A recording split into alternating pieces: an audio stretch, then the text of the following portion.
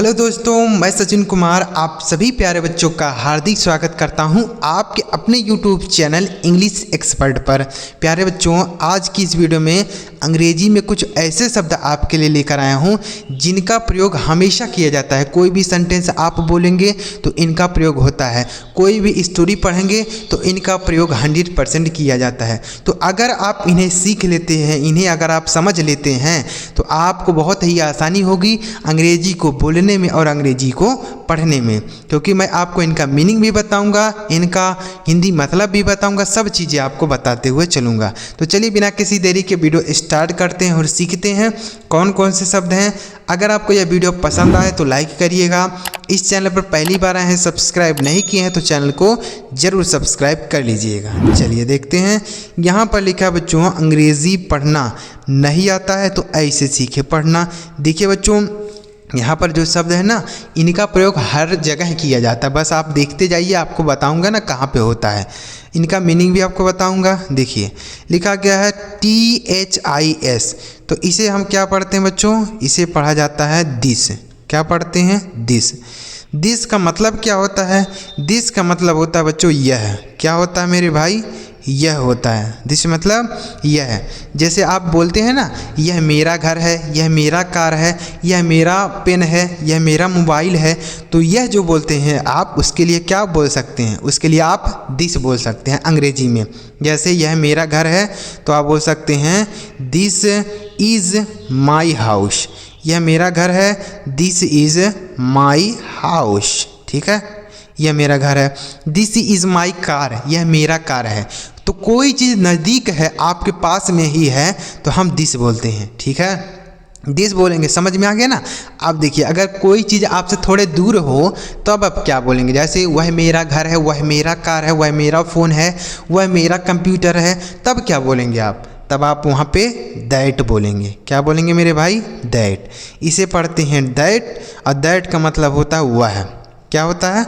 वह होता है। जैसे वह मेरा घर है, वह मेरा भाई है, ठीक, वह मेरा पेड़ है, वह मेरा स्कूल है, तो उसके लिए आप दैट का प्रयोग करेंगे। मतलब इसको इशारा करके बताया जाता है। ठीक है, नज़दीक होगा तो हम दिस बोलते हैं और दूर होगा तो हम दैट बोलेंगे। ठीक, जैसे दैट इज़ माई स्कूल, वह मेरा स्कूल है। ठीक है, दैट इज़ माई स्कूल। आ रहा है बच्चों समझ में कि नहीं आ रहा है? तो समझ में आ गया दोनों चीज़ें ना। तो दैट मतलब होता है वह, दैट दिस मतलब होता है यह। समझ में आ गया? चलिए, दिस का प्रयोग नज़दीक चीज़ के लिए बोलते हैं और दैट का प्रयोग दूर की वस्तु के लिए बोला जाता है। अब देखिए यहाँ पे क्या है, THESE। अब इन दोनों का प्रयोग बच्चों एक वचन सब्जेक्ट के साथ होता है। किसके साथ होता है सर? एक वचन सब्जेक्ट के साथ प्रयोग किया जाता है। ठीक है, मतलब यह एक वचन है। अब अगर कोई चीज़ है आपके नज़दीक है लेकिन वह एक से ज़्यादा है, क्या है? एक से ज़्यादा है, तो हम दीज बोलते हैं। क्या बोलते हैं मेरे भाई? दीज। दीज का मतलब क्या होता है? दीज का मतलब होता है ये सब। क्या होता है? ये सब। अगर एक ही चीज़ होती है तब तो हम बोलते हैं दिस, लेकिन एक से ज़्यादा होगी तो बोलेंगे दीज। ठीक है, जैसे दीज आर माई पेन्स, ये सब मेरी कलम है। दीज आर माई पेन्स, ये सब मेरी कलमें हैं। ठीक है, तो ये सब मतलब बहुत सारी होंगी, तभी तो आप बोल रहे हैं ये सब। और एक ही पेन होता तो आप बोलते दिस इज़ माई पेन, यह मेरा पेन है। ठीक है, समझ में आ गया? अब कोई चीज़ है एक से ज़्यादा है लेकिन दूर है, आपसे दूर है। एक चीज़ होता है तो आप बोलते हैं दैट, मतलब वह मेरा घर है, वह मेरा फ़ोन है, वह मेरा कंप्यूटर है, कुछ भी है। ठीक, लेकिन अगर एक से ज़्यादा होगा, जैसे वह मेरी गाड़ियाँ हैं, वे सब मेरी गाड़ियाँ हैं, वे सब मेरे पेड़ हैं, वे सब मेरे कमरे हैं, तो क्या बोलेंगे आप? दैट बोलेंगे। सॉरी, दैट नहीं, दोज बोलेंगे। क्या बोलेंगे? दोज। दोज का मतलब क्या होता है? वे सब, वे सब। तो इसका प्रयोग होता है कोई चीज़ एक से ज़्यादा है लेकिन आपसे दूर है तो दोज बोलेंगे। ठीक, जैसे दोज आर माई ट्रीज, वे सब मेरे पेड़ हैं। दोज आर माई ट्रीज, वे सब मेरे पेड़ हैं। ठीक, तो ये दोज का मतलब क्या हो गया? वे सब। आगे लिखा THEY, इसे पढ़ते हैं दे। और दे का मतलब क्या होता है मेरे भाई? वे होता है। क्या होता है? वे। जैसे वे जा रहे हैं, दे आर गोइंग, वे जा रहे हैं, दे आर गोइंग, ठीक है। वे बैठे हैं, दे आर सीटिंग, तो दे का मतलब क्या हो गया, वे।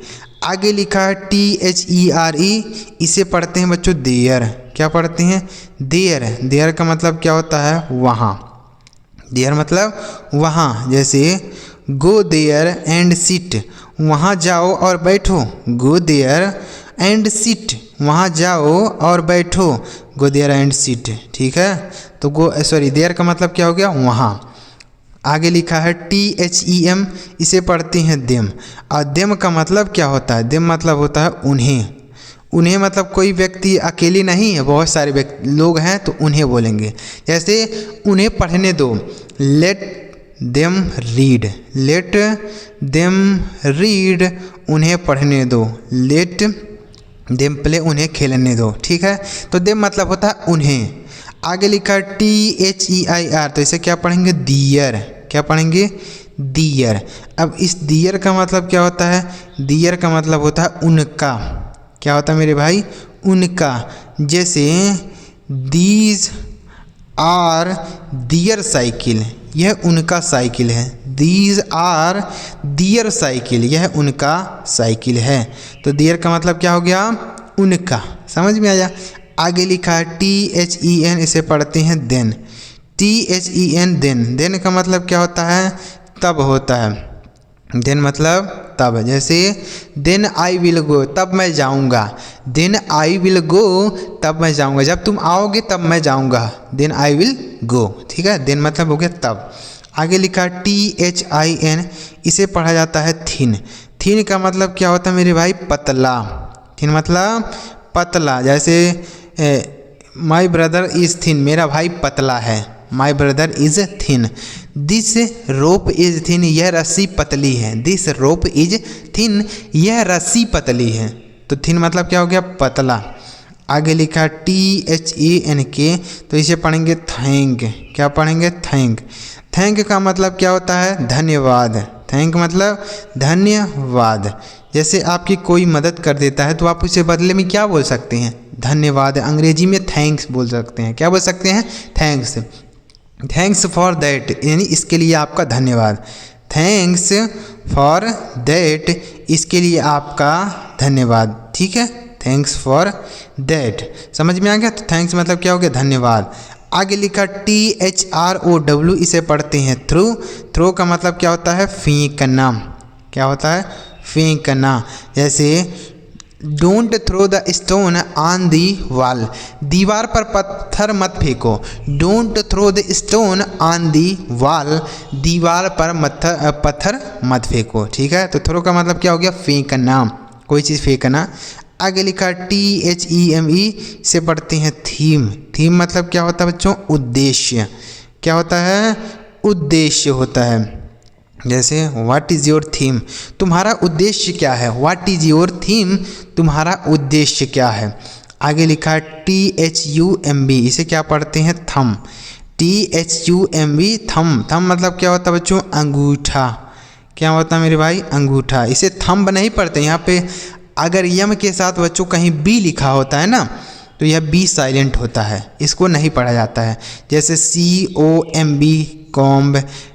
THUMB, थॉम, तो इसे कॉम्ब नहीं पढ़ते, कॉम पढ़ते हैं, कॉम, बी साइलेंट होता है, ठीक है।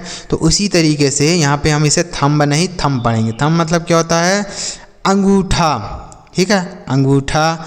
जैसे बोल सकते हैं दिस इज़ माई थंब, यह मेरा अंगूठा है, दिस इज़ माई थंब, यह मेरा अंगूठा है, ठीक है। आगे बढ़ते हैं। आगे देखिए लिखा गया बच्चों THING, इसे पढ़ते हैं thing.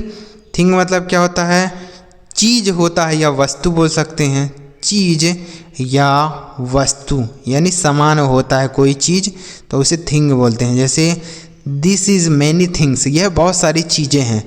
These are many things, यह बहुत सारी चीज़ें हैं। आगे लिखा THREE, इसे पढ़ते हैं थ्री।